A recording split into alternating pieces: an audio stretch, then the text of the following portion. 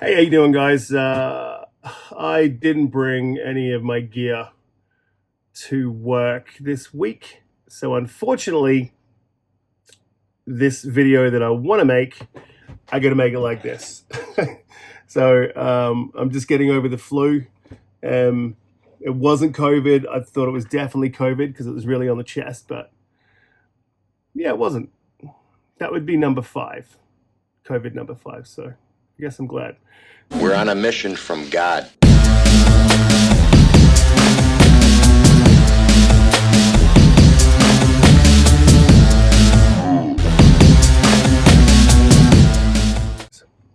want to talk about this whole Dr. Disrespect thing. And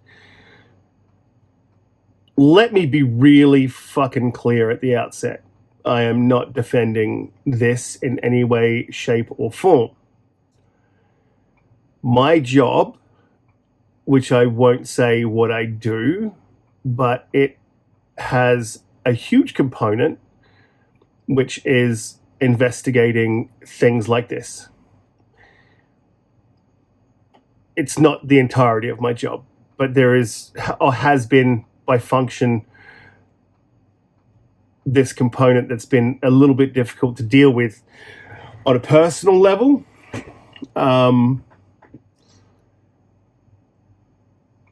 You see things not only that shouldn't have happened in the first place, but you also see how companies handle these things. And sometimes you see the right thing being done by the right people in the right position. And sometimes you see things done completely wrong, and I'm not a silent bystander.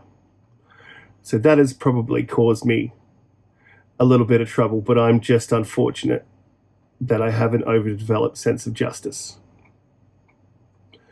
So I will step in where I feel things are not being handled correctly.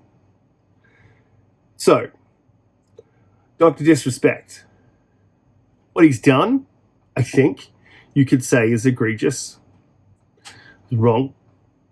What he's admitted to, I think, is undeniable. However, also because of the function of my job and the way that my job is investigative, I am always hungry for facts and context so that I can look at the facts through the correct lens. Context, as I always say, if I'm sort of training someone up, or context is the lens at which we look at the facts through. You know, and when I say that, what I mean is Jane could have shot Bill. Jane and Bill are married. What's the context of those facts? Their relationship and the moments leading up to, the facts that you gather from those few moments leading up to, and history, gives you the context through which to look at that murder. Was it self-defense? Was it not? Etc. I won't go into more detail. So I definitely don't condone, in fact condemn, what Disrespect has done. I think people need to be really careful about how they approach and make comment on, and I am very careful. So again, just to be clear, not defending. And so just making sure that that's clear, and that's the type of person that I am. And that would go the same for almost anything that's this serious, because this is extremely serious.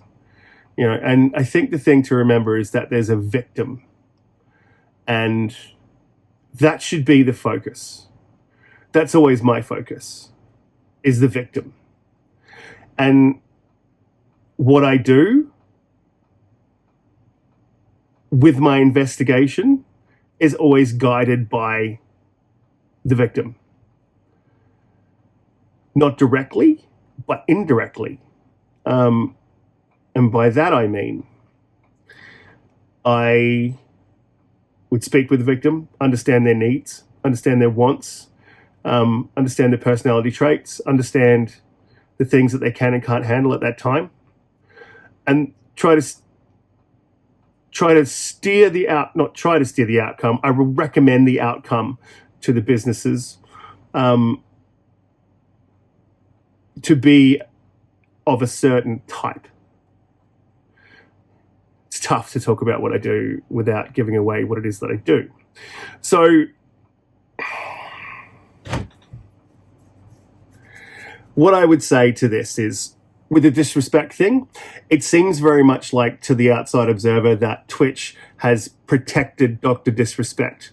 That is not at all what I see from my perspective. What I see from my perspective is they necessitated, I guess you could say, covering up, but that's not the case. It's just, keeping the incident private. They necessitated keeping the incident private to protect the victim. The best way to protect a victim is to ensure that the incident isn't public. No one will ever go looking for a victim that doesn't want to be found if that incident is not public. If they don't know where to look, they can't find them. From this, very likely, that victim is out there not feeling the best. And probably fucking terrified that they're going to be found. The best way to insulate a victim is with in a situation like this, is with NDAs. And so I would say to people, while it seems very much like Twitch has done the wrong thing, they've very much done the right thing. They've protected their victim from the public, which is what we should do, if that's their wish. If they wish to go public, then totally, absolutely. And when you think about this from a logical standpoint, and from the standpoint that I do my job in, you would know with inside knowledge that the best thing for Twitch to have done here for themselves was to discard Dr. Disrespect and go on public immediately, making them look like the hero, making Disrespect look terrible. They probably would have crushed his career, but to the public, it would have been, obviously they've done the right thing. And there might have been some questions about reading whispers, but I mean, obviously that's something that companies do. I wouldn't trust any company, Facebook, even WhatsApp. But they would look like heroes. Now what it looks like to a lot of people that they've been protecting Dr. Disrespect, which again, I don't think is the case. So you really need to understand what is obligation. In Australia, we call it the Privacy Act of 1988, but what is obligation of a company to do what's reasonable and practicable to look after a person's privacy. And that should be their number one priority. So I don't think in this case that Twitch has done the wrong thing. They've done the right thing. They've insulated the victim as much as they can. I'll also add this. The guys that came out and have said this on Twitch, and again, I'm not defending Dr. Disrespect, but the guys have come out and said this on Twitch. I do understand why, because they feel like he's gotten away with something, right? And that's fine. I completely understand that feeling. But at the same time, they put the victim at risk. And to me, that's unacceptable. Whatever it is you feel is irrelevant. What the victim feels is what should be most relevant.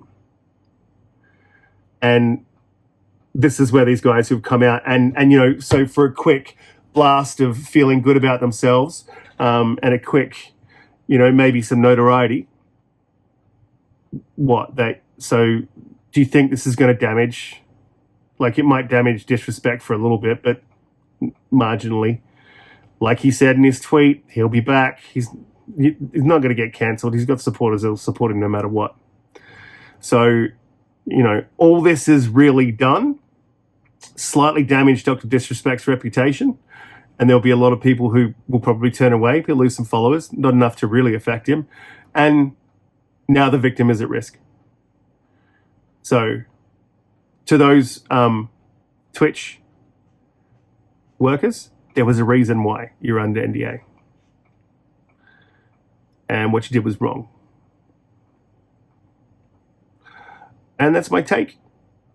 Hit me up in the comments. Bit of a somber topic. But yeah, hit me up in the comments and let me know what you think. Apologies for the setup. But yeah, I just sort of I had a bit to say about this one, so I thought I would come out. Peace.